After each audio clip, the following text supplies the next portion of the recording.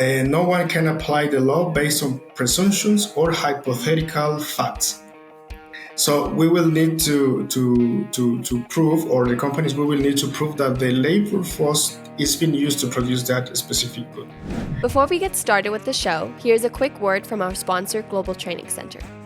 As trade compliance professionals, you want to make sure that your procedures and documentation are completed as correctly as possible to avoid any delays and possible fines. We provide a range of trade compliance courses that will fit your needs. From in-person or web training to recorded on-demand courses, we can train one or even thousands on your team through your learning platform or on our portal. We can even customize a private session for your team. Go to globaltrainingcenter.com to find out more. All right. Hey, folks, we are back for another show of Simply Trade, and we are so thankful for your listenership, and you've been so supportive. And again, it's like a broken record, Lalo. We just keep saying it. We appreciate everybody sharing our show and passing around and whatnot. So I'm looking forward to today's show. This is going to be a good one. We're going to jump right in here in just a moment. But some of the things that have been going on of late is that, with the horrendous heat for the summer and storms and whatnot, we've all had our challenges. And then you're trying to take a vacation and trying to do those kinds of things. And then, oh, yeah, by the way, when you get back, you got to get caught up. And it's like, oh, my gosh, how are we doing that? So, Lalo, I know that I have been getting busy for some trips coming up and all that, but how about you? How are you and Elsa and the crew there in El Paso doing? Everybody's doing good here, and we're just excited to continue what we're doing here with a Simply Trade podcast. And so we have quite a few different ideas and plans. So we hope to let everybody know about, just different things that we want to do and that we've heard that people want to see, including this one. So this is one of the shows in a series that, as everyone knows by now, that we have recorded for forced labor. So this forced labor series is going to cover pretty much everything that we can get our hands off on, for now anyway, on the different like rules, regulations, resources, vendors. I mean, just people that can help for on excuse me, and people that can help with this initiative. So today's episode is going to be the Mexican side of forced labor. So as we all know, USMCA had a provision on there that required for both Canada and Mexico to also start a forced labor program. And so that's what we're doing now. And today we have a guest that is coming back from a previous episode, Francisco. And Francisco was with us for the Carta Porte episode. If y'all haven't heard it, we recorded that in both English and in Spanish.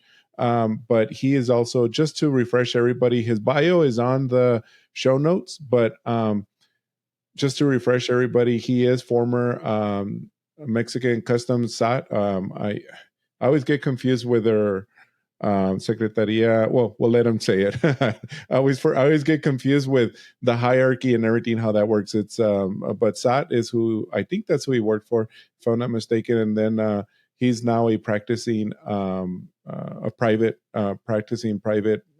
law with Brenda Cordova, who's also been on our show. So Andy, anything else you might have to add? Well, no, it's just I'm looking forward to this. Francisco is one of those guys, folks, that he knows his stuff, so it's I have a lot of respect for him. And Lalo and I had a good show on the last go round. So with that, Francisco, welcome to our show. I appreciate it, and won't you again give a little bit of background for your folks so they understand where you're coming from on your experience.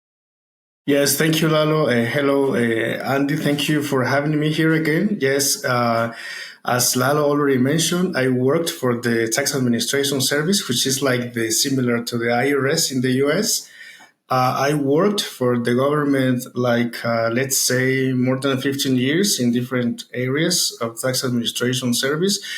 In these areas was, of course, the NAFTA audit area. I was a NAFTA auditor. I think the last 7 years I worked for the tax administration service. Then now I'm working for the for in the private sector, advising companies from all over the world in how to import and export goods into Mexico, and mainly in the compliance of regulations and also in tax and those matters. And by the way, Lalo, just as a new regarding the cartaporte, the Mexican government has issued a decree under which the cartaporte is not going to be enforced until the next 1st January of 2024. So again, we will see what happens then. So that's another delay. I guess it's been like 3 years, more or less, more that they Yes, said, right? I think like 3 years. So Yeah. But now Mexican companies doesn't like this counterpart because it's a lot of bunch of stuff to do and a lot of things to move in the in the systems of the company, the logistics and all this stuff. But the government wants it. I don't know. I don't know why the Mexican government is insisting too much on this topic. But we will see what happens the next year. Okay, we'll get another update as it gets enforced, and we'll see how they're enforcing it, and we'll bring you back on. Yes, I know. Hi everyone, are you loving our podcast? Do you feel like watching instead of just listening to our episodes? We have started to share our podcast videos on our trade community, www.crowd.trade, where you can view the complete show, comment, and carry conversations with your peers. We have built a trade community around our training courses and different resources for you to collaborate and gain the knowledge you are looking for. Head over to crowd.trade and register for your free account. Let's start trading. So let's talk a little bit about the forced labor prevention. All right, folks, remember, this has been one of those topics that there has been legislation has gone out, and the U.S. has had the Uyghur Forced Labor Prevention Act. Then Canada has got a forced labor prevention act of some kind that is in effect, as well as Mexico. With that, one of the things that I see is coming up is where there have been cases where U.S. Customs or Customs and Border Protection, CBP, has seized goods at the border that when they have come in, and in particular, there was an example, I'm sure it's not unique to just clothing, but there was an example of, I believe, a large shipment of men's shirts that came in made of 100% cotton.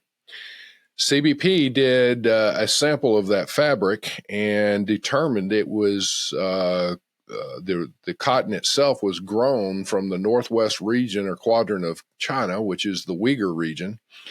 And even though the cotton had been grown, harvested, and made into bolts of fabric, that bolt of fabric was sent down to Mexico to a factory, who then obviously, cut it up and manufactured, men's shirts, and then it was imported to the U.S. At the border, since it was determined to be Uyghur-grown cotton, the shipment was then subsequent to being seized. It was held up, and it's my understanding that the importer could not trace back the efforts to say it was not done with forced labor, and therefore it was seized.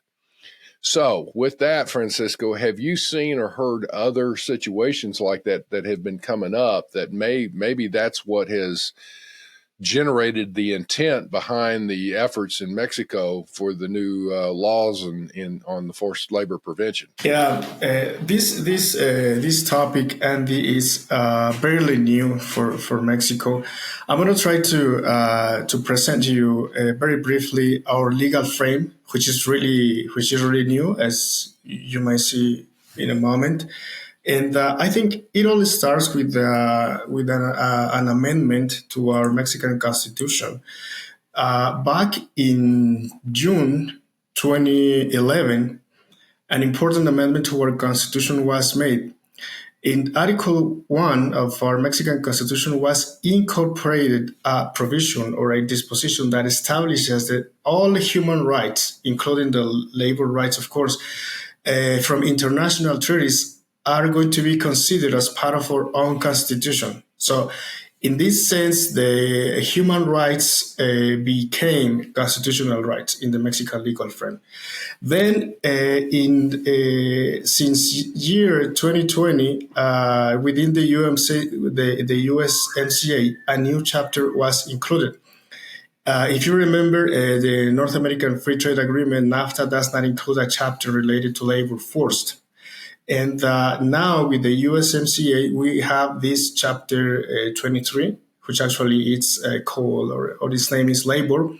And in the preamble of the USMCA, it is established that one of the main purposes of this treaty is to promote the protection and enforcement of labor rights, also the improvement of working conditions and the strengthening of cooperation and the parties' capacity on labor issues.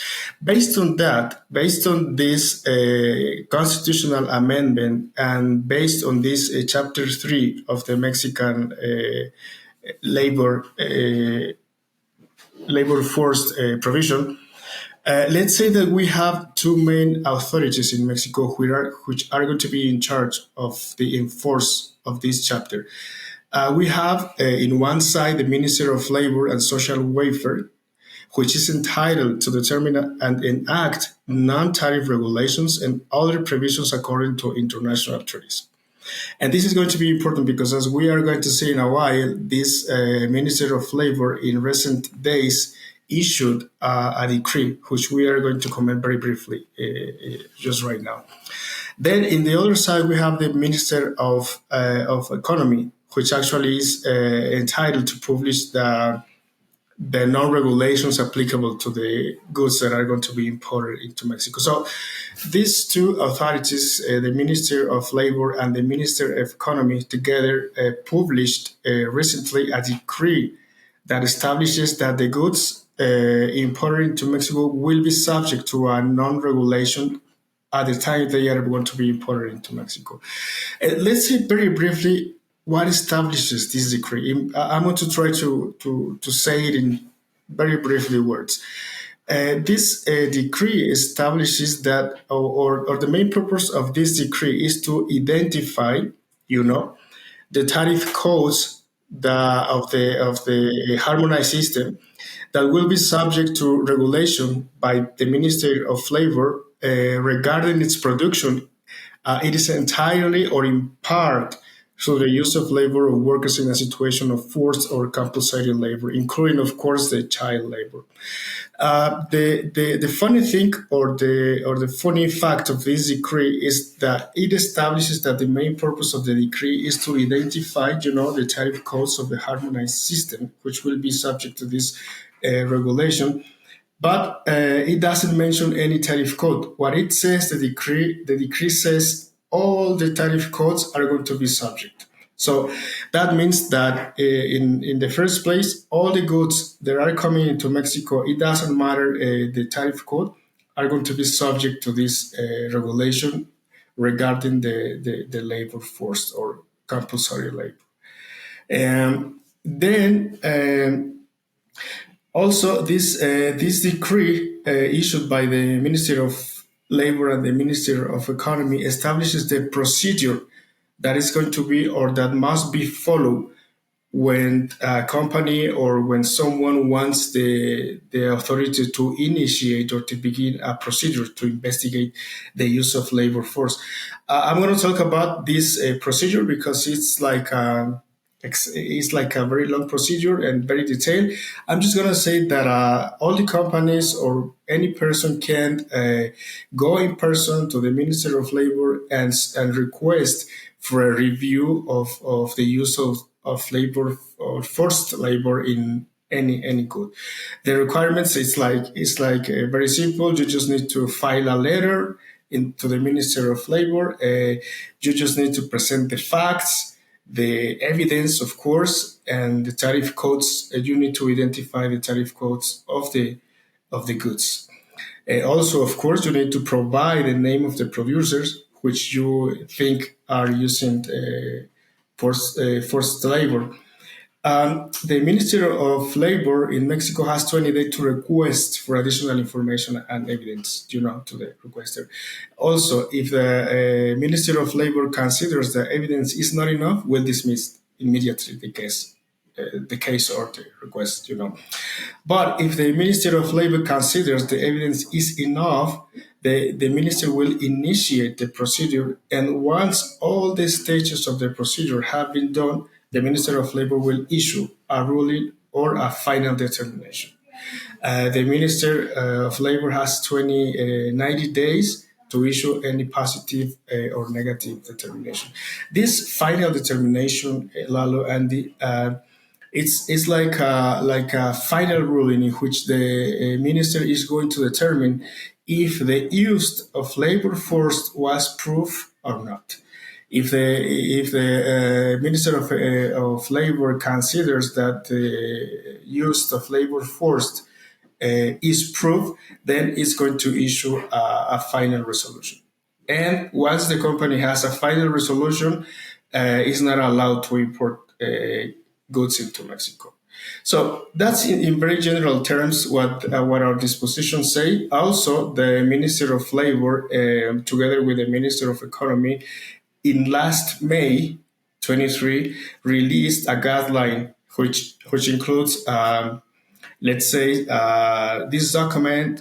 It's important to say that these guidelines is not a provision or a regulation. It only offers like information, for the foreign trade actors about the different topics, the legal frame, the procedure for receiving a review request, the revision procedure, the different stages, the criteria to determine the existence or not of forced labor, which is actually the same of the international standards on forced labor of the International Labor Organization.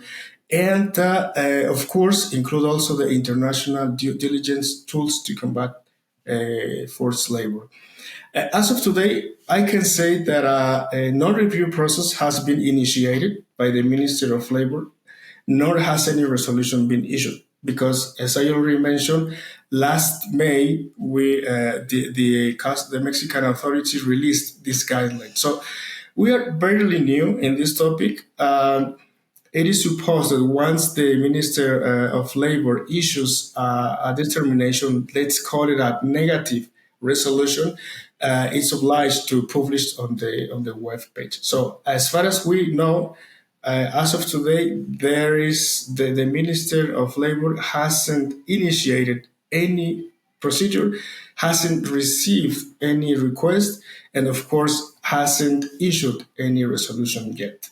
So this is like the general view we can have here in Mexico regarding the forced labor. And as you can see, we're barely new in this topic. With the U.S., they have the Uyghur Forced, Labor Act, which is UFLPA, UFLPA. There's something in there that talks about rebutable presumption.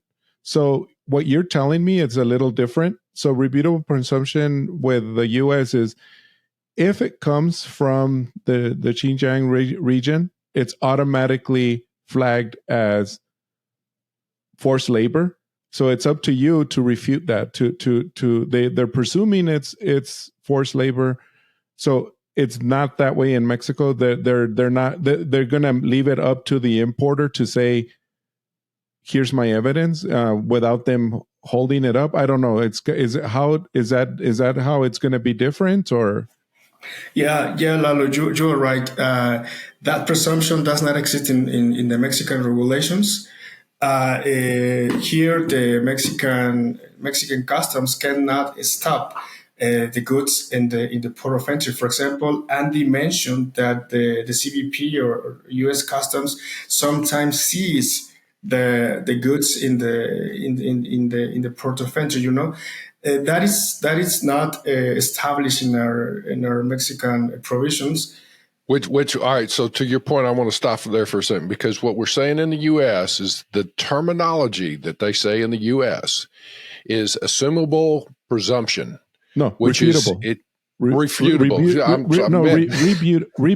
Rebutable presumption. Man, I tell you what, I'd screw up a 2-car parade on this. I'm sorry, folks. Andy, don't worry. I had it on my notes. It's not like I remembered it off the top of my head. Rebutable presumption. Yes. All right. So, which means basically that CBP is taking the position they're assuming that it was made with forced labor and the importer has to prove otherwise. So what you're saying, Francisco, is that Mexican customs are taking the scenario that they're going to take the declaration that if something comes into the country, or for that matter is exported, because you still have to file the pedimento for exports, right?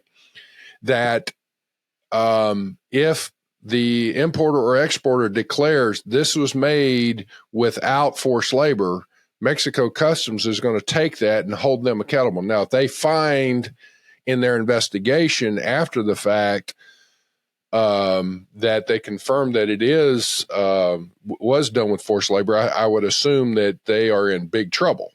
But that's an important difference, where as this stuff is moving through in these components, I just see where Mexico, there's a lot of Chinese components made again out of the Tibetan region, the Uyghur region, and the Mongolian regions, which all have forced labor camps and whatnot.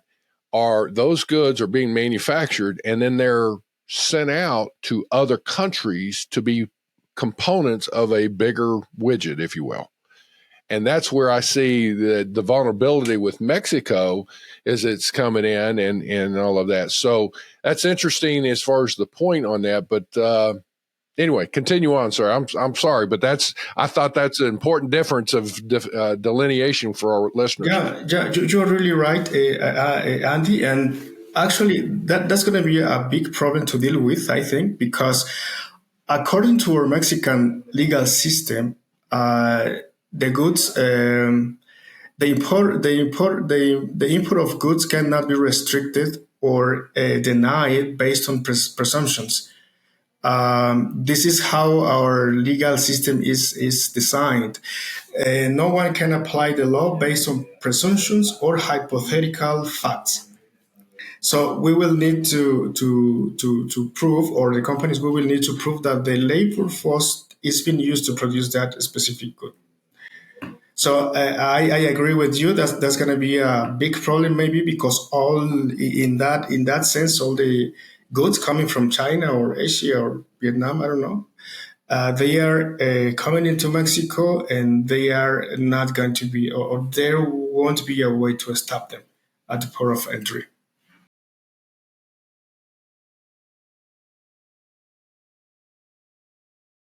What do you think, as far as where we're at today on this, is as far as if I'm a non-Mexican buyer, in this case, obviously I'm thinking U.S., but I mean, it could be anywhere else in the world that is deciding they're moving away from China as their source for manufacturing of goods, and they are reaching down to Mexico. And quite frankly, I mean, the statistics have shown where Mexico now has become the number one country exporting goods from Mexico into the U.S. So in other words, from a U.S. perspective, Mexico now is the top trading partner with the U.S. as far as imports go.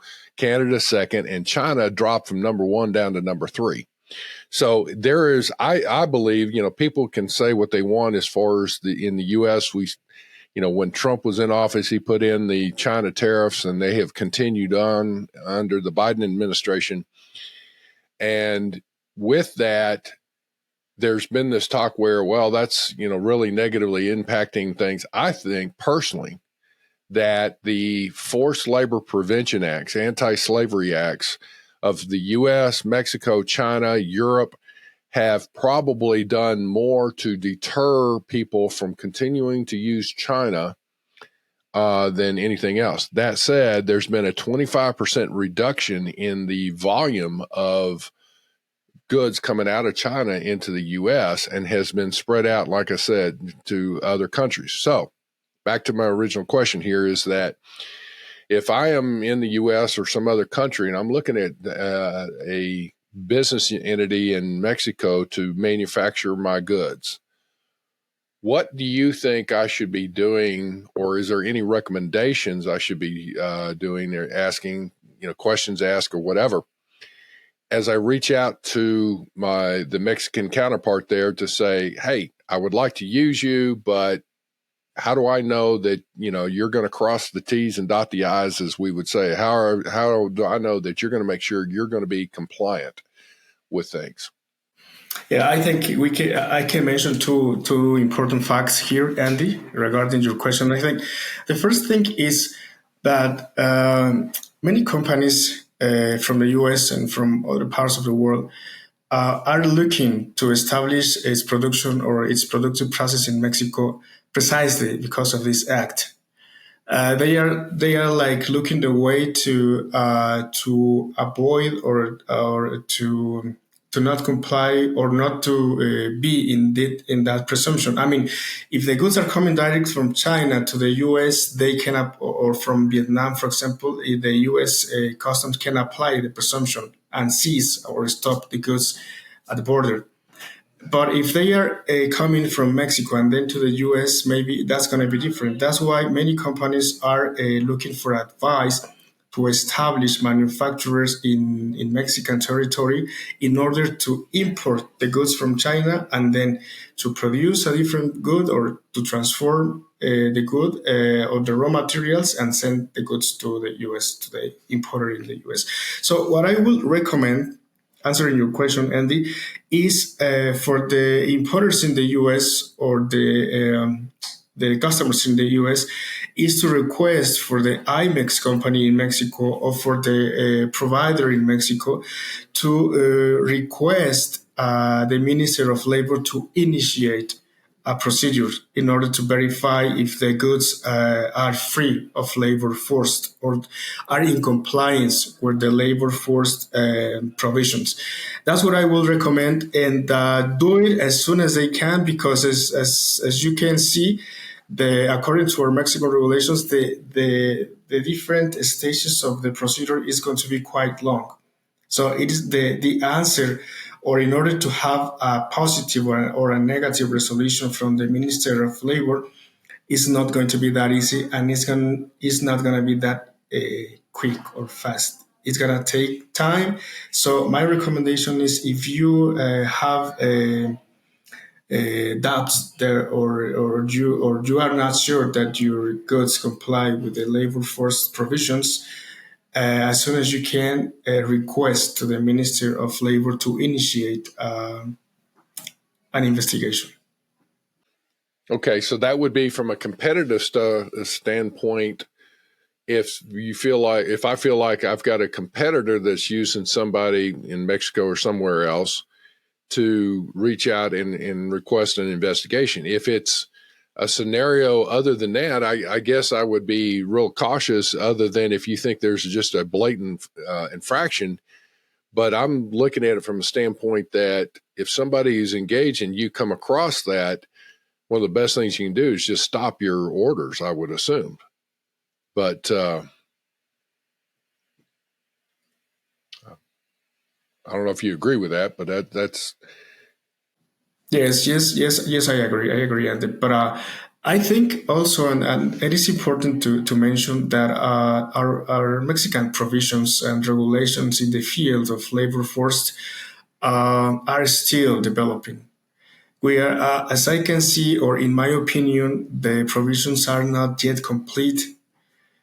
They need to develop some topics more. For example, this situation, if the authority is going to be entitled to seize the good at the time in the port of entry, or what's going to happen, or I think we are barely new in this topic. Yes, in Mexico, everybody's as we would say, everybody's breaking new ground. It's just like, how's this going to work, and all that. Yeah, there's a lot of stuff to learn yet. And Francisco, have you seen we were talking a little bit about this before we were recording, but have you seen, as a result of this, that Asian countries, maybe not only Asians, but in all other countries, starting to try to like visit Mexico and establish business in Mexico, because they know that if they manufacture their stuff there, maybe the cost is going to be a little higher, but it's actually maybe offset by the fact that they don't have to ship it across the ocean. But whatever the fact, but they know that it would be easier for their products not to get flagged as forced labor because they're being made in Mexico. I don't know if you've seen an uptick on that, or is it still the same? I mean, I used to call in a lot of maquiladoras, and of course there was a lot of Japanese, Chinese, Korean, lots of manufacturing in Mexico when I was, doing it a few, 10, 15 years ago. But what have you seen on that? Has that affected that? Yes, I think so. I think so, Lalo. I think that's a very good question because since 2020 that the USMCA came in force. For example, I can tell you, we as a law firm, we receive a lot of requests from companies asking for these kind of strategies, or they simply are asking how can they avoid to send directly the products from China to the US. And they are exploring different means of doing so. Like, for example, they ask if they can establish a maquiladora in Mexico to import temporarily the raw materials and then send the final product to the US, or even not using an IMEX program. Even they just want to bring the raw materials into Mexico and transform or produce a different products and then send them into the US. But what I can tell you is, yes, the companies who actually are looking for this type of a strategy are increasing in the last 2 years, importantly. Interesting. Yeah. So I kind of figured that would, I kind of figured that might happen, but yeah. It's happened a lot. I can see it because we as a law firm, for example, in a normal year before 2020, we received, like, I don't know, in a year, like 20 companies asking for a strategy or something. But after 2020, with this Labor Force Act, we received like 150 companies asking for this kind of. So, and this is just in our law firm. I can imagine in the other law firm. So I can for sure tell you that this is increasing the companies who wants to bring the raw materials into Mexico in order to then send them abroad. Sorry about that. All right. So the main thing that as we're looking at is that even after you have established a relationship, a business relationship, the other question would be how to continue on so that you're checking if your manufacturer is continuing to. Obviously, they're going to continue to try and source the raw goods for anything they're manufacturing. So they're constantly looking out there, and as sourcing is going to do, they're looking for bigger, better, and cheaper all the time. So all that to say is that it's, I guess one of those things is that how open do you think people are in Mexico to share when they're sourcing, well, we've got another source from another location. I mean, part of the problem with this anti-slavery legislation is that it pretty much requires the manufacturer to show their sources for the raw goods. Well, who wants to do that? Because you don't want to be circumvented, right? So any suggestions along that way? Oh, complicated, Andy. Very complicated. Sourcing is always complicated, but no, I cannot think of something right now. But as you may know, in Mexico, our main or one of the most important things that we have in Mexico is a labor force, precisely. So our problem is not too related to the sourcing of the raw materials or where are they coming from, but about the labor force, about the workers and you know, social security and best conditions for the workers. And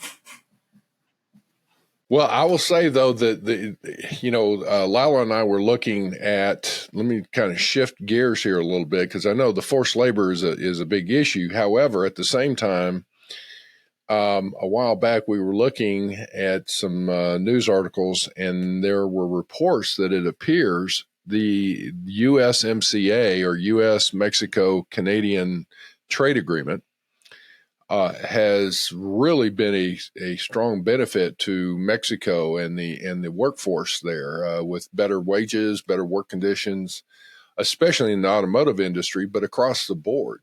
Are you seeing that from your perspective? yeah, of course, of course, absolutely, and definitely that the incorporation of Chapter 23 in the USMCA is something really good for the Mexican workers. And the Mexican workers are now looking for better conditions.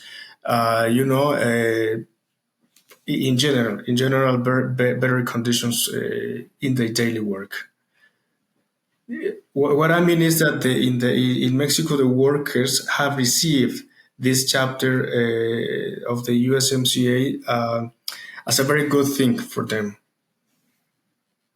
I mean, for sure, we're going to have you back. I mean, not only you, but like the Canadian counterparts, whenever you start enforcing it, we would love to see how Mexico is enforcing it and what they're doing, once it's in practice, and give us an update. But any last words or anything that you might want to say so we can wrap up the show?